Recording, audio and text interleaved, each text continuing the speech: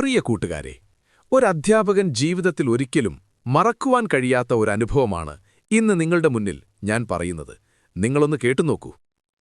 കോട്ടക്കലിലെ പ്രശസ്തമായ ഒരു ഗവൺമെന്റ് സ്കൂളിലെ അധ്യാപകനായിരുന്നു ഗിരീഷ്.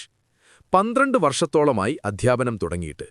ഒരു ദിവസം ഗിരീഷ് മാഷ് 7ാം ക്ലാസ് വിദ്യാർത്ഥികളെ പഠിപ്പിച്ചുകൊണ്ടിരിക്കുകയായിരുന്നു. പഠിത്തം വളരെയധികം മുഹൂർത്ത ടൈമിലേക്ക് കടന്നുകൊണ്ടിരുന്നു. മാഷ് വളരെ ഉച്ചത്തിൽ സംസാരിച്ചുകൊണ്ടിരിക്കുമ്പോഴും ഒരാൺകുട്ടി ഉറക്കം തൂങ്ങിയിരിക്കുന്നത് ഗിരീഷ് മാഷിന്റെ ശ്രദ്ധയിൽപ്പെട്ടു. കുറച്ചുനേരം കഴിഞ്ഞപ്പോൾ ആ കുട്ടി ഡെസ്കിന്മേൽ തല ചായ്ച്ച് കിടന്നുറങ്ങുവാൻ തുടങ്ങി.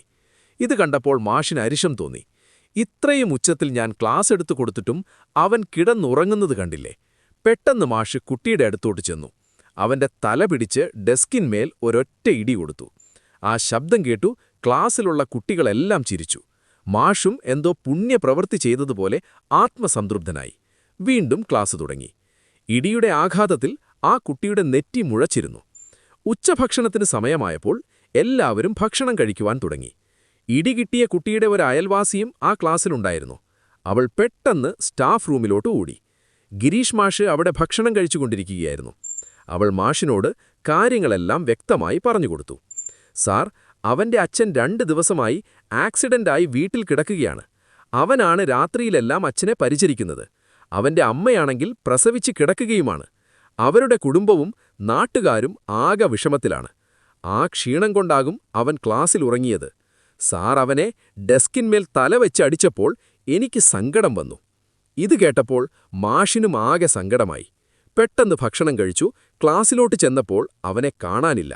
അവൻ ആരോടും പറയാതെ വീട്ടിലോട്ട് പോയിരിക്കുന്നു. അന്ന് രാത്രി മാഷിന് ഉറക്കം കിട്ടില്ല. 12 വർഷത്തെ അധ്യാപനത്തിനിടയിൽ ഞാനൊരു പാപം ചെയ്തിരിക്കുന്നു. അയാൾ തിരിഞ്ഞും മറിഞ്ഞും കിടന്നു. പിറ്റേന്ന് സ്കൂൾ ലീവായിരുന്നു. നേരം വെളുത്ത ഉടൻ അയാൾ ആ കുട്ടിയുടെ വീടന്വേഷിച്ചു പുറപ്പെട്ടു. പാടവും തോടുകളും മുറിച്ചു കടന്ന് അയാൾ ആ കുട്ടിയുടെ വീടിനടുത്തെത്തി. അവിടെ കുറെ ആളുകൾ കൂടി നിൽക്കുന്നു. കുറച്ച് കസേരകളും മുറ്റത്തിട്ടിരിക്കുന്നു. അയാൾ വേഗം വീട്ടിലോട്ട് നടന്നു. വീട്ടിലെത്തിയപ്പോൾ ആ കുട്ടിയുടെ അച്ഛന്റെ മൃതദേഹം കട്ടിലിൽ കിടത്തിയിരിക്കുന്നു. അയാൾ ആകെ സ്തംഭിച്ചുപോയി. മാഷിന്റെ കണ്ണുകൾ നിറഞ്ഞുപോയി. അയാൾ ആ കുട്ടിയെ അവിടെയെല്ലാം പരതി നോക്കി. പക്ഷെ എവിടെയും കാണാനില്ല. ഒരു ബന്ധുവിനോട് കുട്ടിയെപ്പറ്റി അന്വേഷിച്ചു. അപ്പോൾ അദ്ദേഹം പറഞ്ഞു, അവൻ അമ്മയുടെ കൂടെ കിടന്ന് കരയുകയാണ്. അത് കേട്ടപ്പോൾ മാഷ് കുറച്ചുനേരം അവിടെ നിന്ന് വീട്ടിലോട്ട് തന്നെ തിരിച്ചു. പിന്നീട് 2 ദിവസം കഴിഞ്ഞിട്ട് വീണ്ടും അവനെ കാണുവാൻ വേണ്ടി അവന്റെ വീട്ടിലോട്ട് പോയി. അന്നേരം മാഷിന് അവനെ കാണുവാൻ പറ്റി. അവനെ കെട്ടിപ്പിടിച്ച് മാഷ് കുറേ നേരം കരഞ്ഞു. കുറച്ചു കഴിഞ്ഞപ്പോൾ അവർക്ക് 2 പേർക്കും മനസ്സിന് സമാധാനം കിട്ടി. പിന്നീട് അവനോട് സമ്മതം പറഞ്ഞ് തിരിച്ചു. ജീവിതത്തിൽ ഒരിക്കലും മറക്കുവാൻ പറ്റാത്ത ഈ സംഭവം മാഷിനെ പുതിയൊരു ജീവിത പാഠത്തിലോട്ടെത്തിച്ചു. പിന്നീട് ഒരിക്കലും ഗിരീഷ് മാഷ് വിദ്യാർത്ഥികളെ ശിക്ഷിക്കുവാൻ പോയില്ല. തെറ്റ് ചെയ്യുന്ന വിദ്യാർത്ഥികളെയും സ്നേഹത്തിന്റെ ഭാഷയിലൂടെ മാഷ് നന്നാക്കുവാൻ ശ്രമിക്കും. പ്രിയ കൂട്ടുകാരെ, സ്റ്റോറി നിങ്ങൾക്കെല്ലാവർക്കും ഇഷ്ടപ്പെട്ടു എന്ന് കരുതുന്നു. എല്ലാവർക്കും നല്ലത് വരട്ടെ എന്ന് ആശംസിച്ച് നിർത്തുന്നു.